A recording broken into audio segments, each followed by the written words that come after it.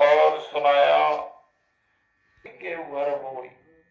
बड़ी मुश्किल से, सौभाग्य से यह सत्संग और हरि के दर्शन होते हैं, और यह धन दौलत माया और सुंदर नारी तो पापी से पापी मनुष्य के यहाँ भी होती है, लेकिन सत्संग और हरि दर्शन सौभाग्यशाली व्यक्ति को ही प्राप्त होते हैं। तो इसलिए हमेशा चिंतन में रहो और हमेशा ध्यान रखो कि कभी भी भूलवश, जब तक अज्ञानी है तब तक कोई भी पाप किया जाए उसका फल नहीं मिलता, लेकिन जब से ज्ञान उतर जाए तब भूलवश भी पाप हो जाए तो उसका भी दंड अधिक से अधिक मिलता है, कई गुना मिलता है।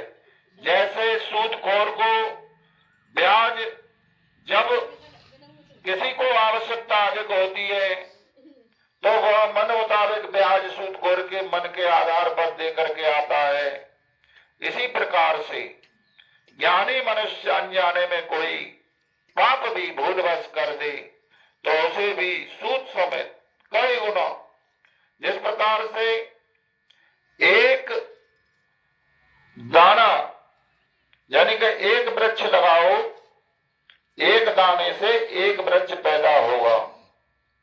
जैसे आम की गुठली आपने बोई तो आम का वृक्ष पैदा होगा, और उसे सींचोगे, संवारोगे तो वो लाखों संख्या में हर वर्ष आम तुम्हें देगा।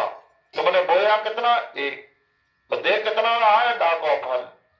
तो इसी प्रकार से अच्छा कर्म हो या बुरा, उसका लाखों गुना आपको भोगने मिलता है।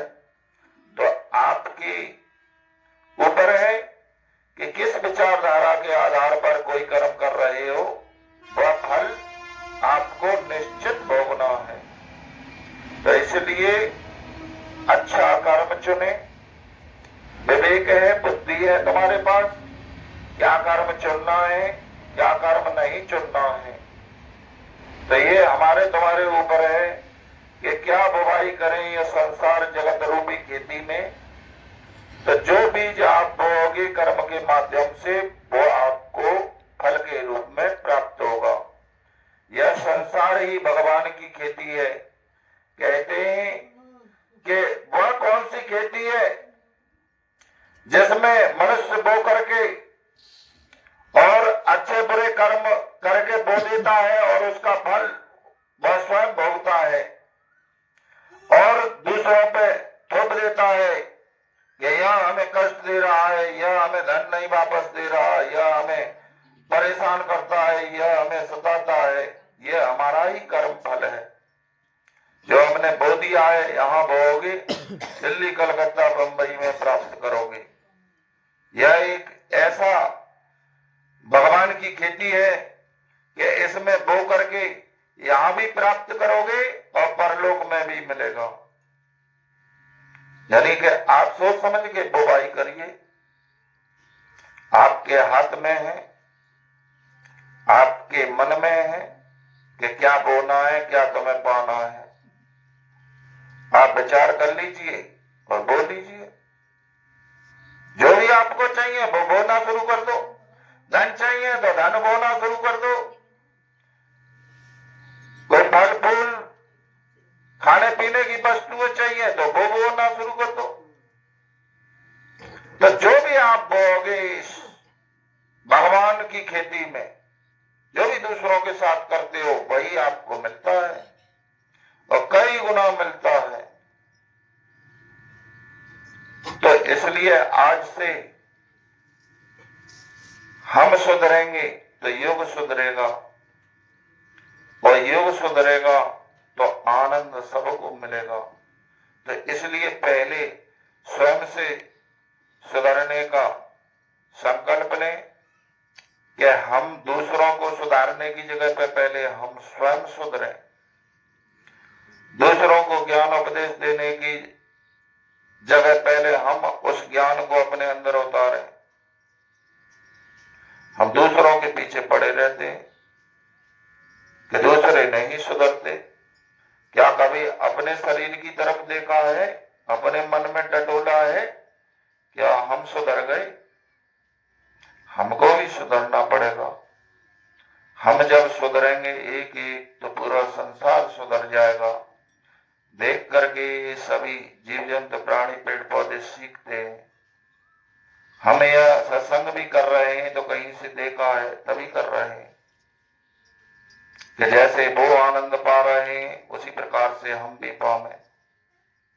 ये गाने भजन ये शब्द बोल रहे हैं, दूसरों से सुन करके ही बोल रहे हैं। नहीं कैसे दूसरे राज्य में जाएं तो भाषाएं बदल जाती हैं। कोई दीवार है, कोई अलग है वहां मनुष्य, लेकिन बोली भाषा बदल गई। कोई दीवान नहीं, कोई मनुष्य की बनावट अलग नहीं, लेकिन बोली भाषा बदल गई। वो सुन सुन के ही बदल जाते हैं। तो इसी प्रकार से ऐसी वाणी बोलिए मन का आपा खोए, और इनको शीतल करे आपो शीतल होए। तो पहले अपनी वाणी सुधारिए, स्वयं को सुधारिए, शब्द तोल मोल के बोलो। यह शब्द ही गाली बन जाते हैं, यह शब्द ही सत्संग बन जाते हैं। यह शब्द ही अभी आप सब लोग गुनगुना रहे थे। भजन कितना मधुर लग रहा था, कितना प्यारा भजन लग रहा था, कितना आनंद आ रहा था, इन शब्दों से ही आ रहा था। और यह शब्द ही गाली बन जाते हैं, यह शब्द ही झगड़ा करा देते हैं, यह शब्द ही हमें अपने से दूर करा देते हैं।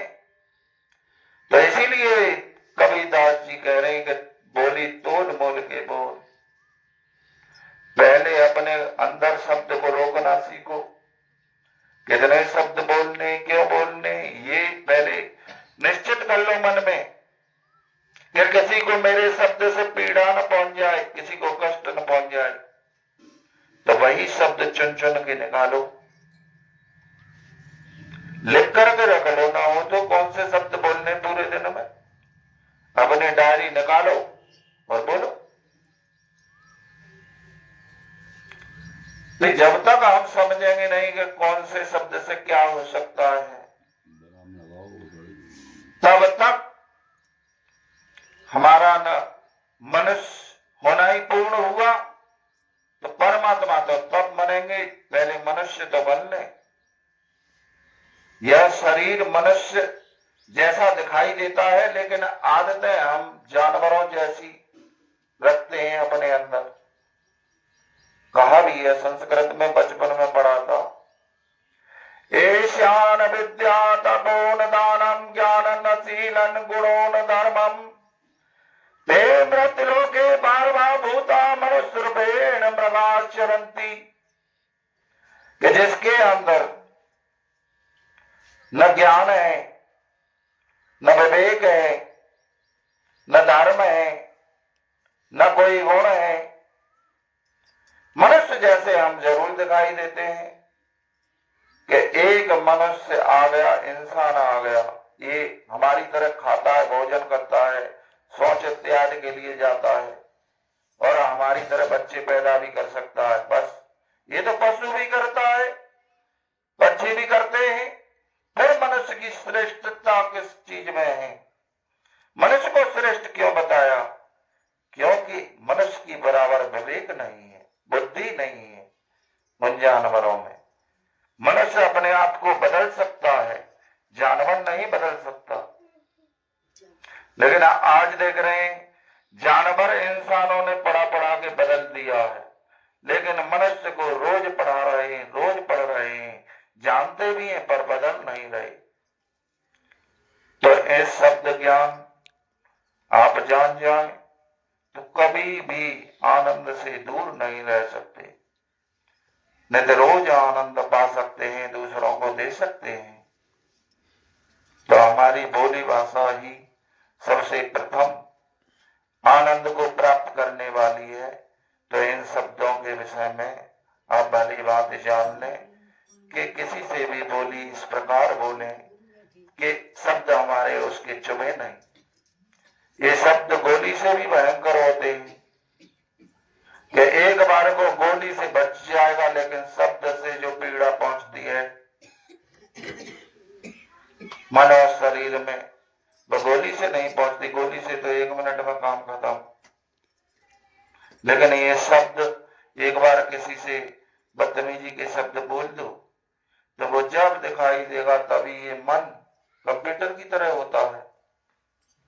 ये जैसे ही दृश्य और दृष्टा सामने आया और वैसे ही उसकी पूरी फाइल खोल के रख देगा।